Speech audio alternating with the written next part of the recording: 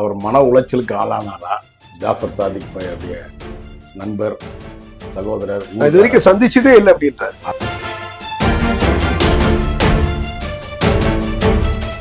உங்களுக்கு தெரியாத தொடர்பு உங்க மீடியாவில் உங்களுக்கு தெரியாத தொடர்புல ஏதாவது இருக்கா? உங்களுக்கு சிஎம் தெரியாம இருக்குமா? மினிஸ்டர்ஸ் தெரியாம இருக்குமா? இல்லையா?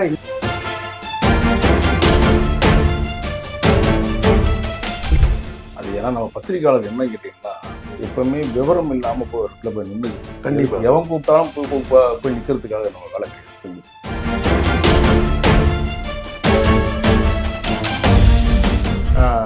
நான் அந்த புகைப்படங்களை என்னுடைய காணொலியிலேயே வாரத்தில் போட்டுட்டு என்ன சொல்றேன்னா, இவன் டான் எல்லாம் வச்சிருந்தது. டான் எல்லாம் என்ன கெட்ட வார்த்தையா?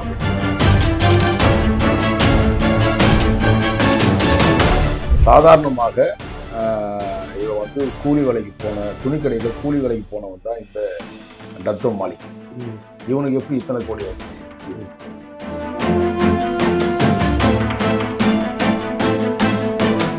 இந்த நீதிமன்றம் எனக்கு ஒரு நல்ல தீர்ப்புகளை பல்வேறு விதமான வழக்குகளை எனக்கு கொடுத்துருக்கு.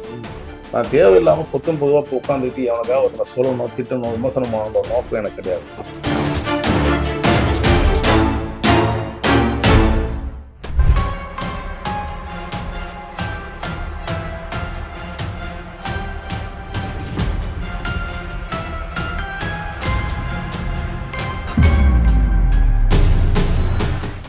நம் தமிழ் நெஞ்சங்களுக்கு வணக்கம். இன்றைக்கு அரங்கத்துக்கு வந்திருப்பவர் மூத்த பத்திரிகையாளரும் தகவல் உரிமை அடிப்படையில் பல்வேறு வழக்குகளை சந்தித்து பொதுமக்களுக்கு பல நன்மைகளை கொடுத்த வாரைக்கு அவர்கள். வணக்கம். வணக்கம். இன்னைக்கு வந்து பரபரப்பா பேசக்கூடிய ஒரு நபர்கள நீங்களும் இருக்கீங்க. ஏன்னா உங்களுக்கு தெரியும், திமுகவினுடைய அயலக பிரிவின் முன்னாள் நிர்வாகி, போதைப் பொருளுடைய கடத்தலுடைய பேர் வந்து சாதிக். அதை பத்தி இன்னைக்கு பரபரப்பா பேசுறாங்க. அந்த சாதிக்குடைய பின்னணியில அவங்க யார் யார் இருக்காங்கன்னு சொல்லிட்டு மலேசியால இருக்கக்கூடிய ஒரு டத்தோ மாலிக்னு சொல்லிட்டு ஒரு நபர், அவர் வந்து அவருடைய கூட்டாளி அப்படின்னு சொல்லிட்டு நீங்க பயங்கரமா சொல்லியிருந்தீங்க. இது சம்பந்தமா வந்து நேத்து பத்திரிகையாளர் சந்திப்பு நடந்தது. அவருடைய சார்பில் வழக்கறிஞர் ஜெய்சீலன் மற்ற ஒரு 14 வழக்கறிஞர் வந்திருந்தாங்க, செய்தியாளர் சந்திச்சிருந்தாங்க. அவர் என்ன சொல்லியிருக்காருன்னா, இது வரைக்கும் நான் வந்து அவரை நான் பார்த்ததே இல்லை, ஜாபர் சாதிக்கு நாங்கள் இது வரைக்கும் நான் பார்த்ததே இல்லை, அந்த பேர் கூட கேள்விப்பட்டதில்லை நான். ஏன்னா எங்களுடைய கிளைண்ட் மாலிக் என்பவர் வந்து மலேசியால மிகப்பெரிய ஒரு செல்வந்தர், அவர் தொழிலதிபர், அவர் சொசைட்டில வந்து நல்ல பேர் இருக்கு. அந்த பேருக்கு வந்து கலங்க விதமா வந்து பல்வேறு இங்க இருக்கக்கூடிய யூடியூப் சேனல்ஸ் வந்து தகவலே தெரியாம பல செய்திகள் போட்டதுனால வந்து மன உளைச்சலுக்கு ஆளாயிருக்காங்க அப்படின்னு சொல்லிட்டு ஒரு குற்றச்சாட்டு வச்சிருக்காரு. அவர் மன உளைச்சலுக்கு ஆளானாரா? ஜாஃபர் சாதிக் அவருடைய நண்பர், சகோதரர் இது வரைக்கும் சந்திச்சதே இல்லை அப்படின்றாரு. அதெல்லாம் நான் கொடுக்குறேன் ஆதாரத்தை. இப்ப இவங்க கூட தான் ஒரு ஆதாரம் இல்லாத சில குற்றச்சாட்டுகளை சொல்றான் வச்சுக்கல. எதன் அடிப்படையில் சொன்னாங்கன்னு ஒரு விஷயம் இருக்கு. என்கிட்ட இப்போ ஒரு 5 கோடி ரூபாய் கேட்டு, பாவம் ஏற்கனவே பிச்சை எடுத்துட்டு இருக்கா மாலிக்கு. இந்த என்ன மாலிக்காவை டத்தோ மாலிக், டத்தோ மாலிக். டத்தோன்ற ஒரு பதவி வந்து மலேசியா பகுதியில் மிகவும் மரியாதைக்குரிய. சரி, சில ஃப்ராடுங்களுக்கெல்லாம் சில விஷயங்கள் கொடுக்குறாங்கன்னா அது ஒரு சில களங்கங்கள் எப்பவுமே விளையாடும். பல்வேறு கம்பெனியுடைய அதிபர் அப்படின்னு சொல்றாங்க, பல வழக்கறிஞர் இருக்காங்க அப்படின்ற. அந்த டத்தோ மாலிக்ன்றத 420க்கு என்ன வயசுன்னு தெரியுமா உங்களுக்கு? என்ன வயசுன்னு தெரியுமா? ஒரு 47 வயசு இருக்குமா? சின்ன பையன், ஒரு 36 வயசு 38 வயசு இருக்கும். ஓகேங்களா? நீங்க எத்தனை ஆண்டு காலம் பத்திரிகை துறையில் இருக்கீங்க? நான் இருக்க ஒரு 30 வருஷமா 35 வருஷமா 35 வருஷமா இருக்கீங்க. ஒரு சீனியர் மோஸ்ட் வந்து நீங்க வந்து ஒரு பத்திரிகை யூனியன் நடத்துறீங்க. தமிழ்நாடு முழுக்க உங்களுக்கு யாருன்னு தெரியும். உங்களுக்கு எவ்வளவு கோடி சொத்து சேர்த்து வச்சிருப்பீங்க? சொத்துக்கள் என்பது என்ன இருக்குது, சாதாரண ஒரு சொந்த வீடு மற்ற இது என்ன, ஒரு போதுமான அளவுக்கு நமக்கு இருக்கு, அவ்வளவுதான். சென்னையில தங்குவதற்கு ஒரு பத்திரிகையாளர்கள்ல பெரும்பாலும் யாரு வந்து மிகப்பெரிய விலை உயர்ந்த கார்கள், மாளிகை இதெல்லாம் வச்சு பத்திரிகை யாருமே இல்லை. இல்ல நமக்கு தெரிஞ்சு யாரும் இல்லை. உங்களுக்கு தெரியாத தொடர்பு உங்க மீடியாவில் உங்களுக்கு தெரியாத தொடர்புல ஏதாவது இருக்கா? உங்களுக்கு சிஎம் தெரியாம இருக்குமா? மினிஸ்டர்ஸ் தெரியாம இருக்கு. ஒரு விதத்துல உங்களுக்கு வந்து உங்களால பண்ண முடியும். ஆனா நீங்க சட்டத்துக்கு விரோதமான செயல்பாடுகளை செய்ய மாட்டீங்க. கண்டிப்பா. அதே மாதிரிதான் ஒவ்வொரு பத்திரிகையாளரும் ஏதோ ஒரு விதத்துல இந்த சமுதாயத்துக்கு ஏதோ ஒன்று செய்யணுன்ற நோக்கத்துக்கு வந்திருக்கான். ஏன்னா 4வது தூண் சொல்றது மட்டும் இல்லாம அப்படி ஒவ்வொரு மனிதனுக்குமே ஒரு குறிக்கோளோட ஒரு வாழ்க்கையை நடத்தணும். அந்த குறிக்கோள் வாழ்க்கை நடத்தும் போது இந்த ஜாஃபர் சாதிக்ன்ற ஒரு நபர் மிகவும் ஏழ்மை குடும்பத்திலிருந்து பிறந்து வந்து உடனடியாக இவங்களுக்கு தொழிலதிபராக காமிச்சுக்கிறாங்க. எப்படின்னா சட்ட ரீதியாக எந்த விஷயத்தையும் அணுகிறது கிடையாது. சட்டத்துக்கு புறம்பான செயல்பாடுகள், குறிப்பாக போதை வஸ்து, அதாவது உலகத்தில் விபச்சாரம் கூட பண்ணிடலாம் ஒருத்தன். ஆனா போதை வஸ்து என்பது ஏற்றுக்க கூடாது, கடவுள் கூட ஏற்றுக்க மாட்டான். அதுவும் குறிப்பாக இஸ்லாம் சமுதாயத்தை சார்ந்தவர்கள் ஒருத்தன் கூட ஏற்றுக்க மாட்டாங்க. அப்படியாப்பட்ட அந்த இஸ்லாம் சமுதாயத்திற்கே எதிரான ஒரு செயல்பாடை ஒரு இஸ்லாம் சமுதாயத்திலிருந்து ஒருத்தன் வந்து இந்த மாதிரியான ஒரு தவறான ஒரு போதை வஸ்துக்களை கொடுத்து லட்சக்கணக்கான கோடிக்கணக்கான இளைஞர்களை சீரழிக்கக்கூடிய ஒரு சம்பவம் இன்னைக்கு நடந்துட்டு இருக்குது. இன்னைக்கு வரையும் இஸ்லாம் அமைப்புகள் அவனை இந்த மதத்தை விட்டு வெளியேற்றன்னு சொல்ல முடியல உங்களால. ஏன்னா ₹1 கூட உங்ககிட்ட இன்னைக்கு போனா, இன்னைக்கு நான்லாம் வந்து பல இடங்கள்ல பல விஷயத்தை பார்த்துருப்போம். நமக்கு முன்னோர்கள் செய்த ஒரு விஷயத்தினால நம்ம ஏதோ ஒரு காலம் தள்ளி போயிடுவோம். இந்த ஜாஃபர் சாதிக்கு இத்தனை கோடி ரூபாய் எங்கேருந்து வந்துச்சு? யார் இவனுக்கு பின்புலம்?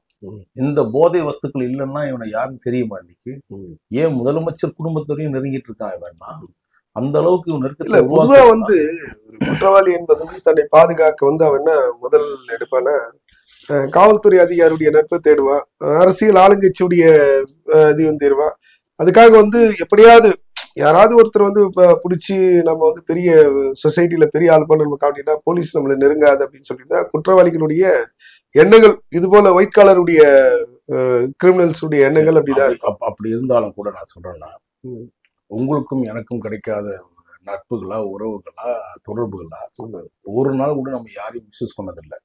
காரணம், இந்த சமுதாயத்தில் நம்ம வந்து ஒவ்வொரு தவறான விஷயங்கள் வரும்போது சுட்டி காட்ட வேண்டியவன் ஒரு பத்திரிகையாளர் இருக்கணும். கடமை. முன்னுதாரணமாக இருக்கக்கூடியவன் தான் பத்திரிகையாளர் நம்ம நினைக்கிறோம். அந்த மாதிரி வாழ்க்கையை வாழ்ந்தனால்தான் இன்னைக்கு செய்யல. இந்த ஜாஃபர் சாதிக் என்பவன் ஒரு குக்கிராமத்திலிருந்து பிறந்து வந்து இங்க வந்து இந்த போதைப் பொருள் வித்து இந்த அதிகாரிகள் தொடர்பு, அரசியல்வாதி தொடர்புலாம் வச்சு இன்னைக்கு பல கோடி சம்பாதிக்கிறான். அங்க இருந்து பாத்தீங்கன்னா இவன் நெட்வொர்க் வந்து பல்வேறு நாடுகள்ல பரவுது. குறிப்பாக மலேசியா நாட்டுல இதே நான் சொல்லக்கூடிய இந்த டத்தோ மாலிக் என்பவன், எனக்குலாம் அவன் டத்தோன்னு சொல்றதே எனக்கு பிடிக்கல. ஏன்னா பிடிக்கலன்றதை விட இல்ல, அவங்க என்ன சொல்றாங்கன்னா, நீங்க சொல்லக்கூடிய அந்த டத்தோ மாலிக் அவங்களுடைய வழக்கறிஞர் என்ன சொல்றாங்க, இது வரைக்கும் நான் வந்து சாதிக்க நான் சந்திச்சதே இல்லை, ஜாபர் சாதிக் என்ற பேரே நான் கேள்விப்பட்டதில்லை அப்படின்றாங்க. அதாவது ஏதோ ஒரு இதுல வந்து ஒரு ஆதாரம் இல்லாம வந்து செய்திகள் பரப்புறாங்க. நாங்க ஒரு சொசைட்டில வந்து அந்த கவர்மெண்டே வந்து இல்லன்னு சொல்லிட்டு டிக்ளேர் பண்ணிருக்காங்க. அந்த கவர்மெண்டே இப்ப அவனதான் வழக்கு பிடிச்சி அவனுக்கு உள்ள போய் இன்னொன்னு என்ன சொல்லியிருக்காங்கன்னா, அவங்க தமிழக அமைச்சர் ரகுபதியுடைய பேர் அடிபடுது, ஏன் அதை பத்தி பேச மாட்டாங்க, மலேசியால இருக்க தொழிலதிபரை பத்தி பேசுறாங்க அப்படின்னு சொல்லியிருக்காங்க. சொல்றேன், டத்தோ மாலிக் இப்போதான் ஒரு 18-20 நாள் தான் ஆகுது வெளியில வந்து சிறைச்சாலையில இருந்து. தெரியுமா? எவன் கூப்பிட்டாலும் போய் நிக்கிறதுக்காக நம்ம வேலை கிடையாது. அதை நேத்து நாங்க பதிவு செய்தோம். அதாவது வந்து என்னன்னா, உங்களை வந்து அவரு வாராக்கி வந்து ஏதாவது பணம் கேட்டு மிரட்டினாரா? இல்ல. அப்ப எப்படி நீங்க வந்து பணம் கேட்டு மிரட்டினாருன்னு எப்படி நீங்க கம்ப்ளைண்ட் வந்து பொய்யான புகார் நீங்க எப்படி கொடுக்கலாம் அப்படின்னு சொல்லிட்டு கேட்டோம்.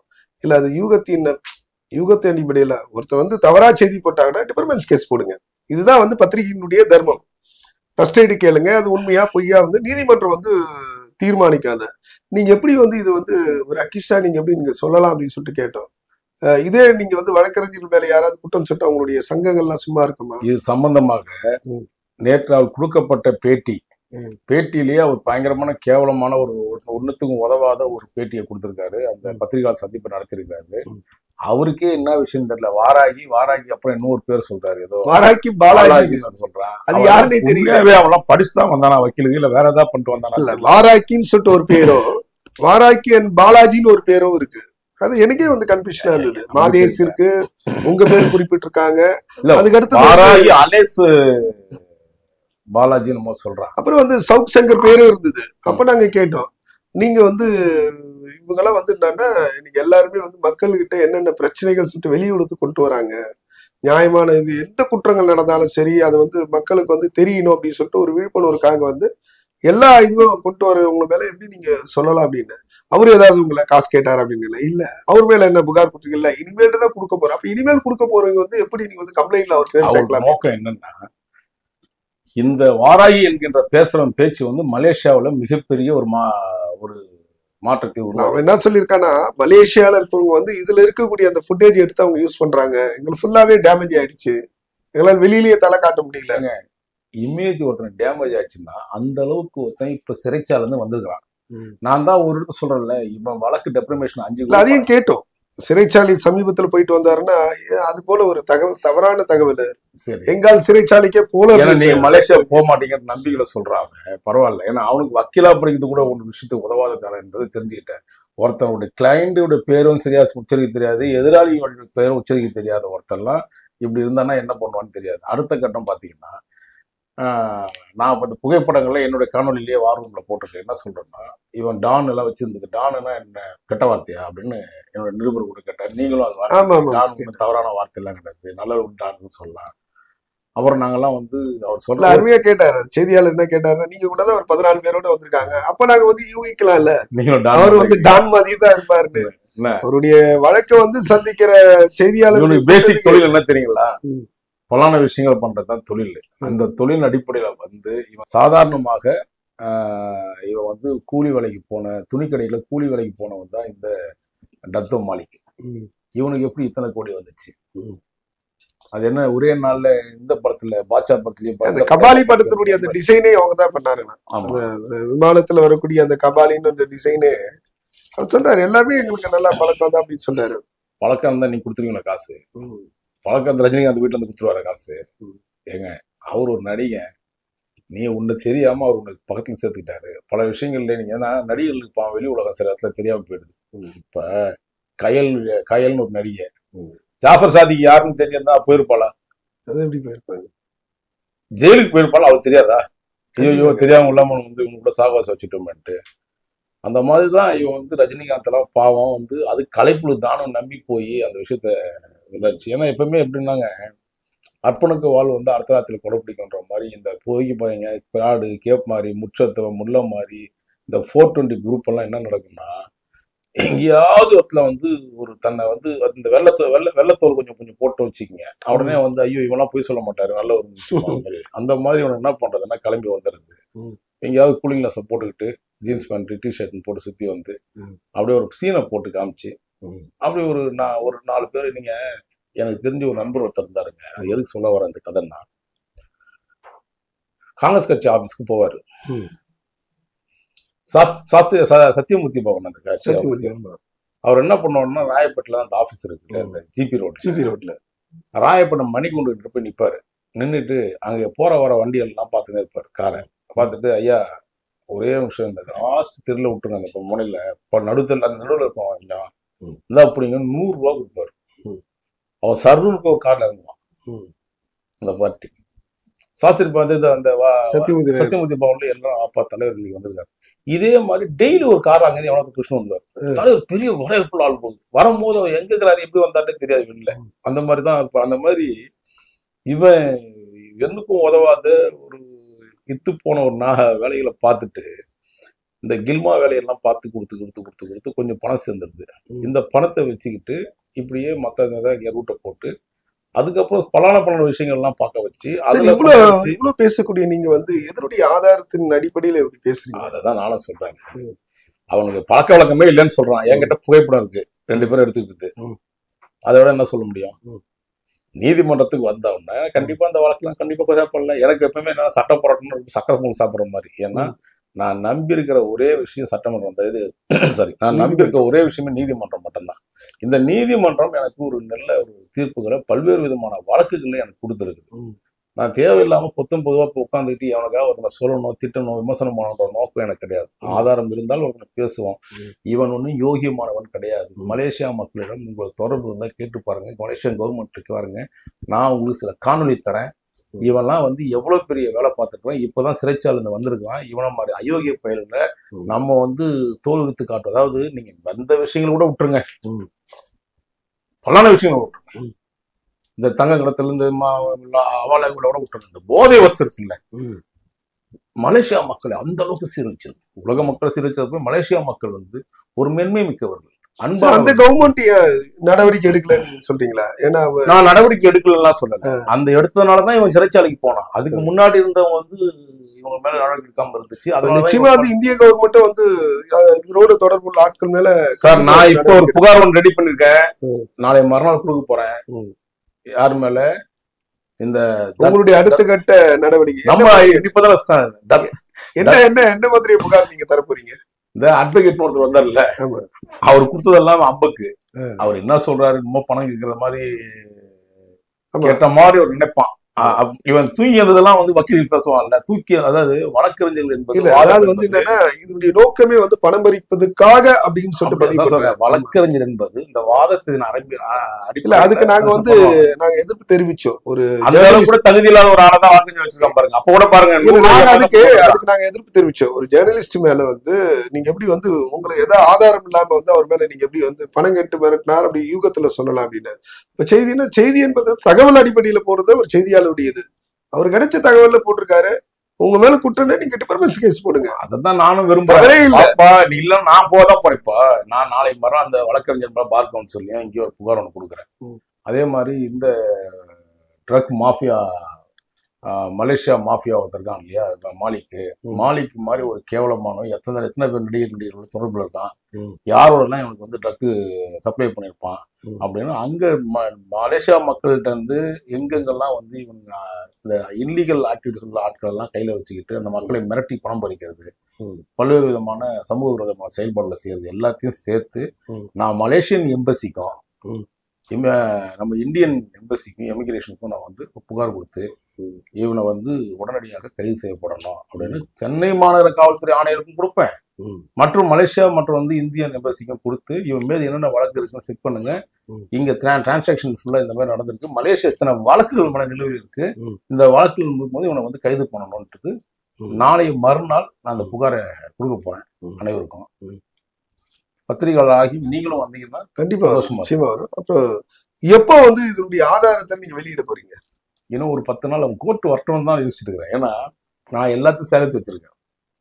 இவன் நான் வந்து சொல்றேனே, நான் எந்த ஒரு விதத்தையும் இல்ல, அவங்க வந்து கரெக்டா சொல்றேன், வழக்கறிஞர் சொல்ற ஆதாரம் தான் வெளியிட்டோம் பார்க்கலாம். நான் ஏன் இவங்கிட்ட வெளியிடணும்? நான் வெளியிட நான் தான் சொல்றேன்ல, உங்களுக்கு வந்து சொன்ன உடனே பொத்தி கார் இல்லைன்னு சொன்னான். பென்ஸ் சொன்னாத்தீங்களா, பென்ஸ் கார்ல வந்தார். ஏன்டா நீ பென்ஸ் கார்ல வரல, 25 கோடி ரூபாய் கார்ல தான் வரேன்றதையும் நான் அந்த வீடியோ கொடுக்குறேன், நீங்க போட்டு பாருங்க. இது மக்கள்கிட்ட கொண்டு போய் சேருங்க. பவுன்சர்ஸ்லாம் என்கிட்ட யாருமே இல்லைன்ற மாதிரி பிரஸ் மீட்ல சொன்னா அந்த வழக்கறிஞர். நீ ஏன் சொல்றேன்னா அந்த பவுன்சர்ஸ்ல எத்தனை பேர் வந்திருக்கான், என்ன வேலை பார்த்திருக்கான்றதை நான் சொல்றேன். இவனுக்கு ஏன் இவ்வளவு பவுன்சர்ஸ்? இவன் டான் சொல்றதை விட இவன் தர டிக்கெட். ஆக்சுவலா நம்ம தான் பேர் தேவையில்லாம டான்னு சொல்லிட்டோன்ற மாதிரி வருத்தப்படுறேன், வேதனையா இருக்கு. டான் இல்ல, தர டிக்கெட் தான் இந்த மாலிக்கு. நன்றி. நன்றி.